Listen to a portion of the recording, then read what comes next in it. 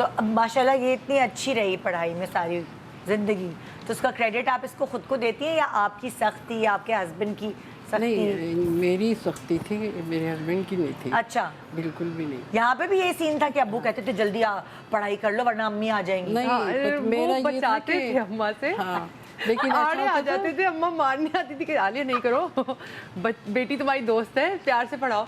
लेकिन अम्मा ने मुझे लालच में पढ़ाया एक्चुअली। नहीं, इनको ज़्यादातर होता था कि आप पराठा देंगी, फिर मैं इनको कहती थी आप सूरत याद वो दुआए कनूत याद करें, मैं आपको पराठा दूंगी। मम्मा बड़ा देंगी कि छोटा देंगी? फिर मैं इनको कहती थी बड़ा दूंगी, आप मुझे जल्दी से आयतल कुर्सी सुनाएंगी, मैं आपको बड़ा पराठा।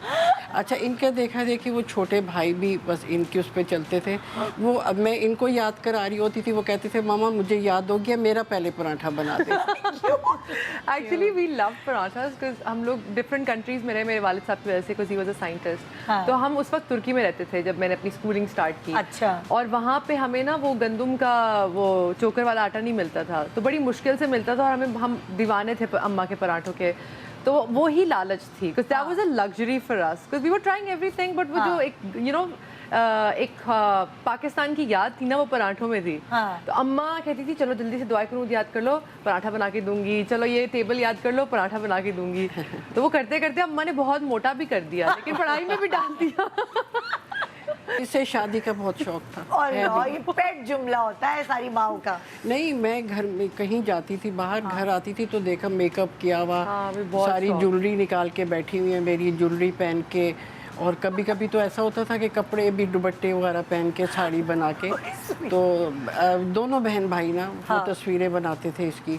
उसको भी लड़की बनाती थी मैं। उसको भी लड़की। मैंने सारा अपना सब कुछ सीखा भाई पर। हर चीज।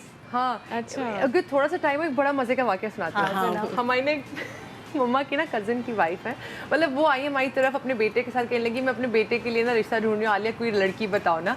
उन्हीं दिनों मैंने ना शहीर को तैयार करके, अब Shaheer my brother is very different looking than me, उसके बड़े मंगोलियन फीचर्स हैं, तो उसको मैंने प्रॉपर तैयार किया, बिकॉज ही वाज लाइक 14-15, कोई फेशियल हेयर नहीं थे उसके।